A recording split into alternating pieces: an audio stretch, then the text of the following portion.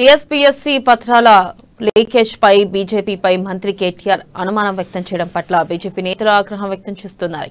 మంత్రి కేటీఆర్ మాటలు వింటుంటే చదువుకున్న గంటాగా మాట్లాడి కనిపిస్తున్నారని ఆ పార్టీ రాష్ట్ర అధికార ప్రతినిధి రాణి రుద్రమ అన్నారు. మాట్లాడితే పొరుగు రాష్ట్రాలతో పోల్చే కేటీఆర్ ముందు తన శాఖలో ఏం జరుగుతుందో తెలుసుకుంటే బాగుంటుందన్నారు. ఐటీ మంత్రిగా కేటీఆర్ విఫలమయ్యారంటున్న రాణి రుద్రమతో మా bureau chief Krishnamurthy face to face.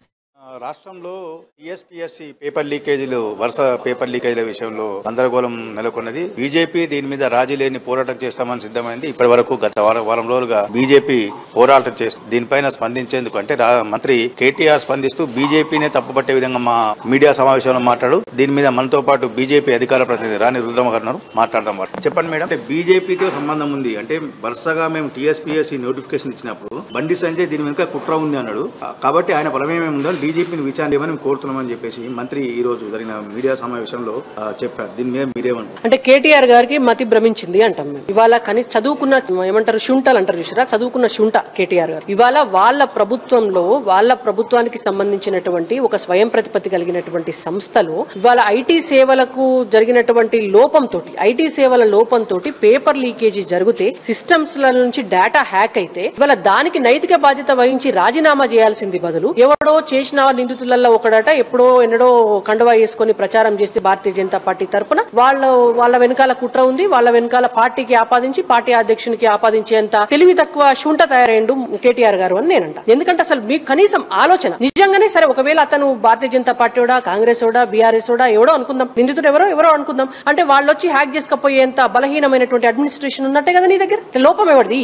అసలు క్వశ్చన్ పేపర్స్ ని లీక్ చేసే పరిస్థితి ఉంది అంటే మీ చైర్మన్ ఏం చేస్తున్నాడు, ఐటీ సేవలు అందిస్తున్నటువంటి నీ మినిస్ట్రీ ఏం చేస్తుంది, నువ్వేం చేస్తున్నావు, దానికి కదా సమాధానం చెప్పు. ఇవాళ ఎవరో ఇద్దరి మీద వ్యక్తుల మీద నెట్టేసి ఆ వ్యక్తుల వెనకాల బీజేపీ ఉంది అని చెప్పి మాట్లాడుతున్నాడు అని అంటే అంత బలహీనమైనటువంటి పరిస్థితుల వాళ్ళు ఉన్నారు. వాళ్ళ మానసిక చపలత్వం అట్లున్నది అని అర్థం చేసుకోవాలి. గుజరాత్ లో ఎన్నో ఇన్సిడెంట్ జరిగినాయి, లీకేజ్ జరిగినాయి. దాంట్లో ఎంతమంది సస్పెండ్ చేశారు, నన్ను బర్తరఫ్ చేయాలంటున్నారు. మీరు ఎంతమంది సస్పెండ్ చేయాలి, ఎంతమంది యాక్షన్ తీసుకుని చెప్పమని చెప్పేసి కేటీఆర్ ఈ రోజు సవాల్ చేశారు. ఇవాళ ఉద్యోగాల కోసం ఏర్పడ్డ రాష్ట్రం తెలంగాణ. గుజరాత్ ఉద్యోగాల కోసం ఏర్పడ్డదా? ఇవాళ 1200 మంది ఆత్మ బలిదానాలు చేసుకుంటే ఏర్పడ్డ రాష్ట్రం తెలంగాణ. ఇవాళ మహారాష్ట్ర అట్లా ఆత్మ బలిదానాలు చేసుకుంటే ఏర్పడ్డదా? ఇవాళ తెలంగాణలో మా నౌకర్లు మాకే కావాలి అని చెప్పి పోరాడి నౌకర్ల కోసం తెచ్చుకున్నటువంటి రాష్ట్రం తెలంగాణ రాష్ట్రం. ఇవాళ వేరే రాష్ట్రాలు నౌకర్ల కోసం తెచ్చుకున్న రాష్ట్రాలు కావు. ఇవాళ రోడ్ల మీదకి వచ్చి విద్యార్థులు ఆత్మ బలిదానాలు చేసుకుంటే వాళ్ళ శవాల మీద వాళ్ళ రక్తంతో మీరు ఇవాళ అధికారంలో కూర్చున్నారు కదా. సిగ్గులేదా మాటలు మాట్లాడడానికి? ఇవాళ ఉద్యోగాలు మొట్టమొదటగా ఫస్ట్ సంతకమే నువ్వు 2 లక్షల ఉద్యోగాలు ఇవ్వడం మీద సంతకం పెట్టి ప్రతి ప్రభుత్వ శాఖలో కూడా 100% ఉద్యోగాలు నియమించాల్సినటువంటి బాధ్యత ఉన్నటువంటి ప్రభుత్వంగా ఉండి 8 సంవత్సరాల నుంచి టీఎస్పీఎస్సీ కింద కేవలం 30,000 ఉద్యోగాలను నియమించి ఇవాళ మీదకెళ్లి గుజరాత్ లో అయిందా, మహారాష్ట్రలో అయిందా, కర్ణాటకలో అయిందా అని అంటే ఇక తెలంగాణ ప్రజలు చూస్తారు కదా, అర్థమవుతుంది. విద్యార్థులకు నిరుద్యోగులకు అందరికి అర్థమవుతుంది ఎంత అహంకారం పెరిగిపోయింది వీళ్ళకు అనేటువంటి. మంత్రి కేటీఆర్ అనేది మొత్తం బీజేపీ దీని వెనకాల ఉన్నట్టుగా అనుమానం ఉన్నది, మొత్తం కుట్ర చేస్తున్నట్టుగా మాకు అనిపిస్తున్నది. దీని మీద విచారణ జరగాల్సిన అవసరం ఉంది. సిట్ విచారణ జరుగుతుంది. ఇప్పుడే ఎందుకు సిట్టింగ్ తోటి విచారణ జరిపించాలి? సిట్ మీద ఎందుకు నమ్మకం లేదు? విచారణ పూర్తి కాలేదు అని అంటే వీళ్ళు వేసినటువంటి సిట్ ఇంటర్మీడియట్ ఫలితాల విషయంలో ఏం చెప్పింది? వీళ్ళు వేసినటువంటి సిట్టు నయీం హత్య కేసులో ఏం చెప్పింది? వీళ్ళు వేసినటువంటి సిట్టు మియాపూర్ భూముల విషయంలో ఏం చెప్పింది? వీళ్ళు వేసినటువంటి సిట్టు మొన్న ఎమ్మెల్యేల కొనుగోలు అని చెప్పి ఒక దొంగ నాటకం ఆడింది ప్రగతి భవన్ నుంచి, దాంట్లో ఏం చెప్పింది? ఎక్కడన్నా వీళ్ళు వేసినటువంటి సిట్టు ఎక్కడన్నా ధర్మబద్ధంగా ఇచ్చినటువంటి నివేదికలు ఉన్నాయా? ఎక్కడన్నా ఒక నివేదిక వచ్చిందా? కాబట్టి ఆ సిట్ అనేటువంటిది సిట్టుతోటి సమానం. ఇవాళ తెలంగాణ రాష్ట్రం వేసి దానికి ఈ తెలంగాణ హైకోర్టే ఏమంటారు దాని నిబద్ధతను పరిగణలోకి తీసుకుంటలేదు. ఇక మేము ప్రజలు ఎట్లా తీసుకుంటారు, మేము ఎట్లా తీసుకుంటాం? మేము ఒకటే అడుగుతున్నాం, నీకు భయం లేదు కదా,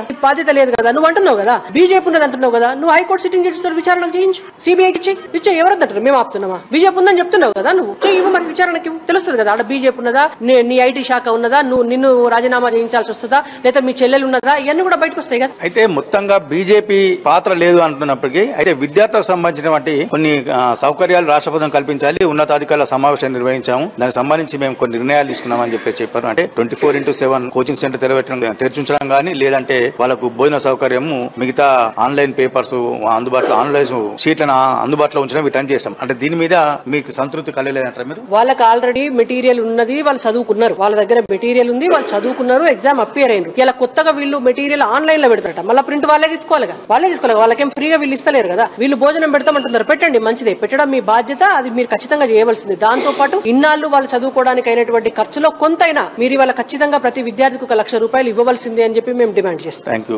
ఇది ఈ రోజు మనకు అంటే బీజేపీ తరఫునటువంటి రాణి రుద్రమ్మ గారు మాట్లాడిన విషయం అంటే మంత్రి కేటీఆర్ ఏదైతే బీజేపీని తప్పుపడుతూ చెప్పారో దానికి సంబంధించిన మంత్రి కేటీఆర్ కు బీజేపీ కొన్ని ప్రశ్నలు సంధించింది. ఇది మనం చూస్తున్నటువంటి face to face camera person Raju.